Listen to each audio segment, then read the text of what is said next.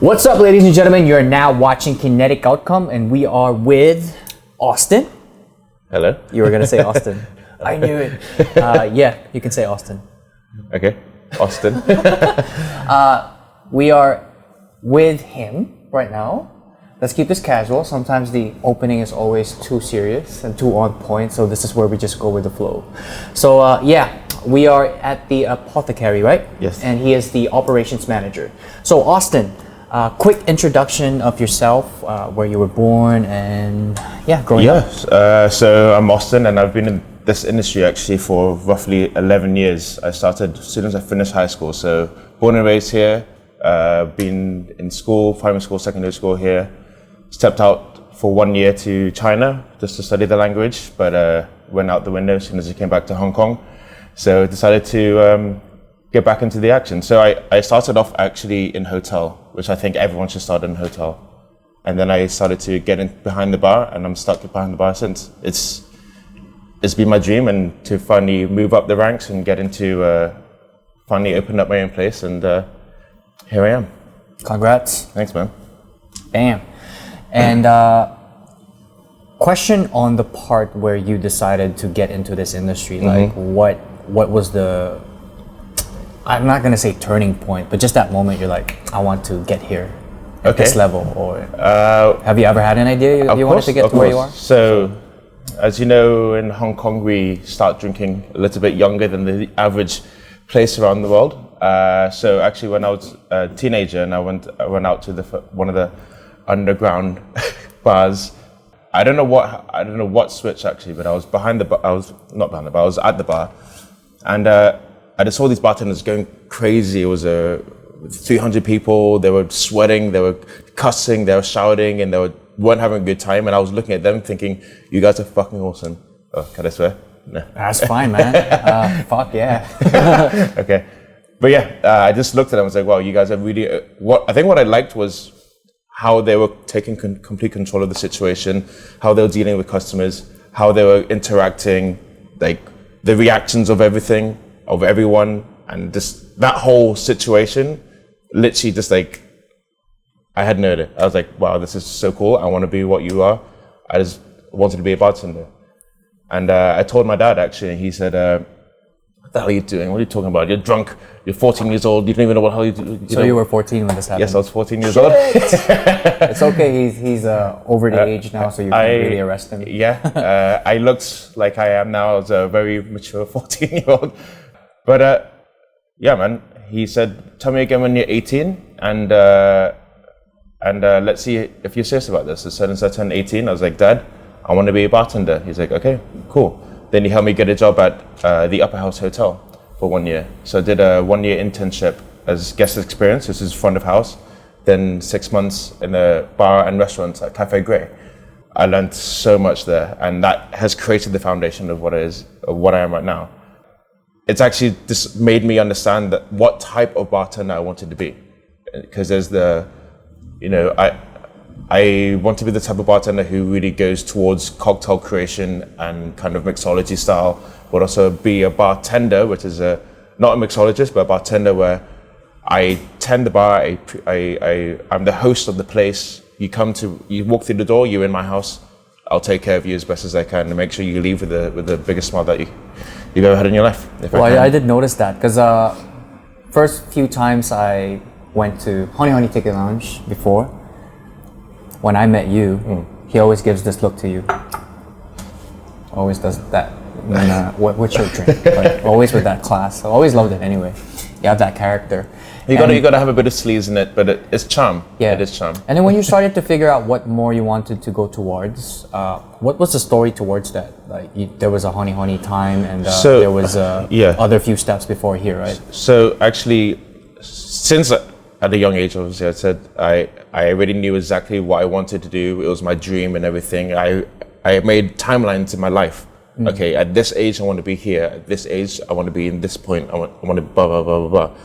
And so far, I have no idea how it's become like this. I have managed to hit every point and every goal in my life, like without any hiccups or anything. So yeah, as soon as I turned 18, I was like, of course, you need to be 18 to work behind the bar. I wanted to be a bartender, but I wanted to, before I work in the bar, it's more of I wanted to be in the industry, okay? And hotel is such a good point to start off at, because you really learn hotel standard and hotel hospitality. It's so important to have this as your foundation. After that, I wanted to go behind the bar. So working in a place like 𝘼𝙪𝙨 to me was my university. I learned everything about it, everything about the trade, how to talk to people, how to take a rush, how to serve 1,000 people at the same time. You've got 50 dockets and you're still taking care of everyone in front of you. You're working as a team, everything's a well-oiled engine. It's just this whole concept of chaos but controlled, and you are the one controlling it, was just absolutely amazing. Did that for 4 years, and then after that stepped into the managerial role. So I was a manager by 24, 25 years old, and that's when I started to understand really how to step out the bar and understand the whole area as it is. My end goal was to open up my own place and actually open up a few, and I knew I needed to know every step of the way. Otherwise, when I become a manager, I don't want to skip anything. Otherwise, how can I tell someone to do something if I don't even know how it's supposed to be done? You know, you have to know everything. Okay. Yeah. And then now you're here. And now I'm here. All right. Yeah. So every step was planned out in terms of the moves that you made too. Every move up was a decision that I made for a purpose. Yeah, definitely. Okay, that's pretty cool. Normally it doesn't work as smooth for everybody. But I feel very lucky that it's worked very well for me. Seriously. That's awesome. Yeah. Yeah. Next question is, what do you think Hong Kong's approach to what do you think is Hong Kong's approach to the industry that you're in, and in terms of improvements, or what do you think can be improved? Okay, when I came in to the industry, Hong Kong has just started. At least the cocktail craze has just begun. Okay, so people started to understand, oh, it's not just Lang Kwai Fong clubs that you could go to. It started to expand to Soho, Wellington Street, Wyndham Street, Hollywood Road. All these places started to pick up, and these places started to have a little bit more cocktails. For example, Q&A. It's like quite a few places actually. Yeah, all these places started picking up, and they actually brought up the cocktail start. Like Antonio Lai, he's an absolute genius what he's done.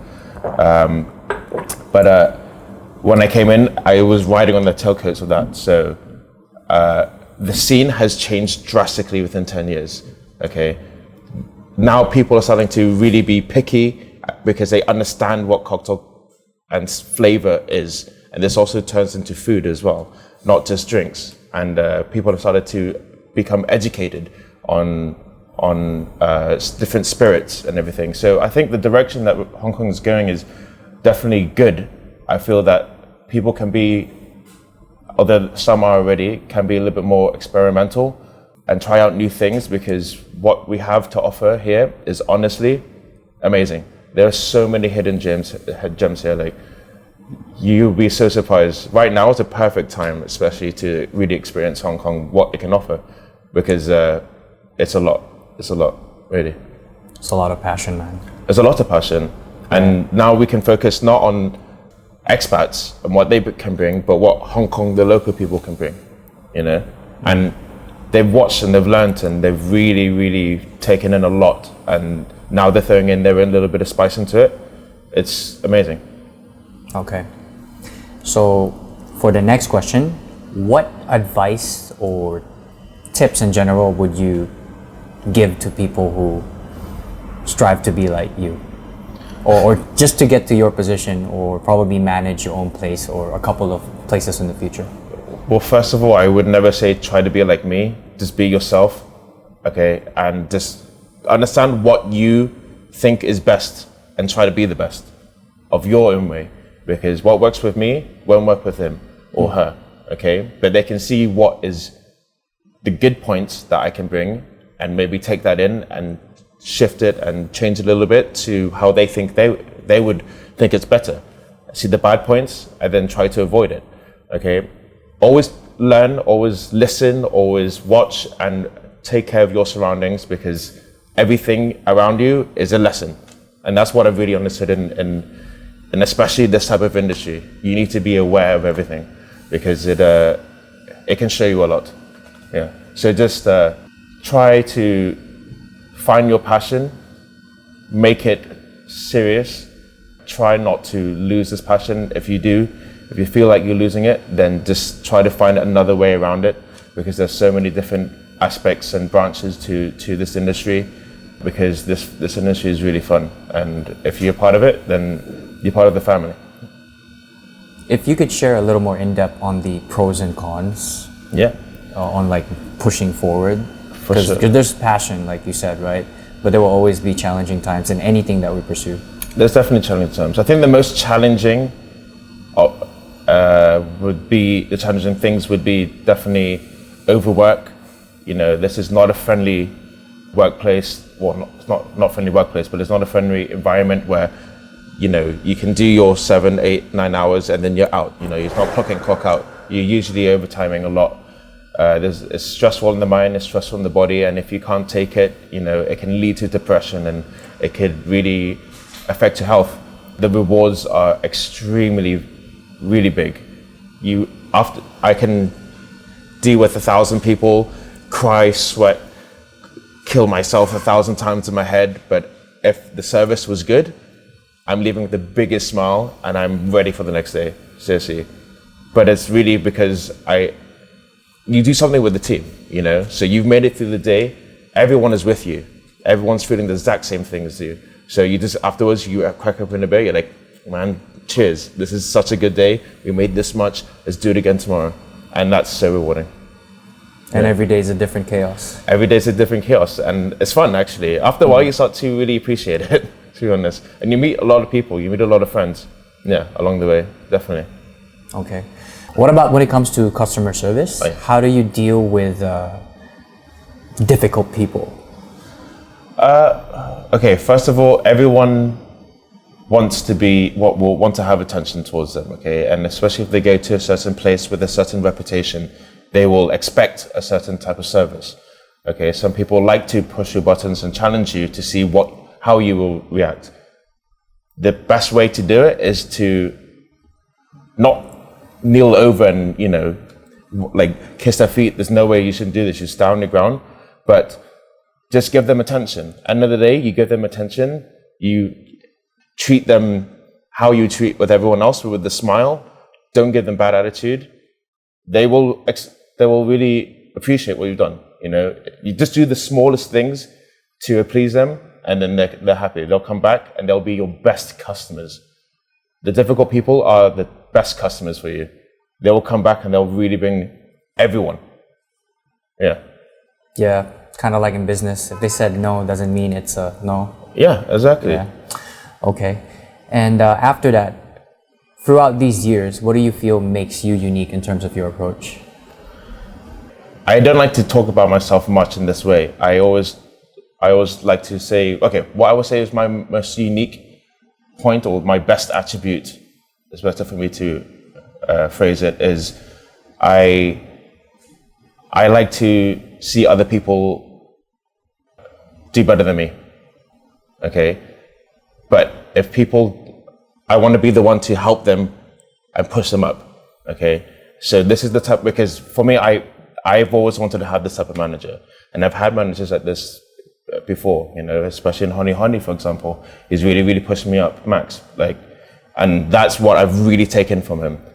Everywhere I've worked, I've always tried to find people give everyone a chance and push them to their limits. Even if they don't want it, I'll do it anyway.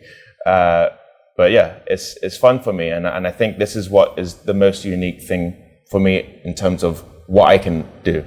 Yeah, I will really go out of my way to push you above me and make you successful. Because if you're successful, then I'm successful. Yeah. Yeah, it takes the whole team to get it to work. Yeah, everywhere I work, you have to make it a family. And if you're a manager, you're the older brother, or you're the mother or the father. So as a parent or as a elder sibling, what are you going to do? You're going to try to support and protect your younger ones. So that's what it is. All right. And Next question is, who do you look up to most? Could be anybody. Actually, I spoke or about a couple of people. No, I spoke about this. Spoke about this yesterday. One of the persons who is truly my mentor, and I mentioned him earlier today, Max Traverse. He's definitely shown me everything, all the ropes. He's thrown me into chaos, but I've been a better person because of that. Seriously, he's the person who's taught me everything I know, and I have the utmost respect for him. Utmost respect, definitely. Yeah. Okay. I'm starting to see a little bit of myself in him now as well. Yeah. Well, Max, man, is always like intense. He's intense, but he's good. He's good. Everything he says, in a good way. It really makes sense to you, you know. And if you can understand what he says, definitely you will learn a lot. Yeah. All right. And next is, what about your process, right? To getting here, the amount of support and naysayers along the way. How did you push through that, or were you just that? Well, since we're swearing earlier, like that type of person, like I don't give a fuck. Like I'll move forward. So I wasn't really good in school. Okay, I think that's quite obvious. That's fine. To all my Sometimes friends and it gets everyone. boring. It's I was okay. bored too. Yeah, I wasn't the greatest in school. Okay, so, but I made a lot of friends and the teachers liked me. Okay, so I had that going for me. But because of that, my dad, he is a very successful entrepreneur. Okay, he's put 3 kids through international schools, 2 of them through universities, and we're living a very good life because of him. And he's also one of my role models, 100%. And because of him, I've been growing up with this kind of mentality of you have to be your own man. Okay, you have to support your family. So even though I wasn't doing it in school, I was like, to be honest, the industry that I'm going into, I don't need education in this sense. Okay, what I need is life experience, because that's what's going to bring me further. So I had a few people in school, you know, saying like, oh, you're not going to do well. You're not going to university, blah, blah, blah. Like, oh, you're not going to be successful in life. And these people, I've really taken to heart what they said, not in a bad way, in any way, just like as a challenge. And I like challenges. I love challenges. If you challenge me, I'll want to prove you wrong 1,000-fold. So through that, that actually helped me shape my career path very much. A lot of my friends have been extremely supportive of me as well. So I've had the love of them who helps me as well. So I have a lot of people behind me pushing me up, as well as people who were my friends, and okay, they naysayed to me, but not in a bad way, but enough to challenge me to feel like, okay, you're saying this about me, but let's see where I am. Let's see where this goes. Give me a year. Yeah, seriously. Okay.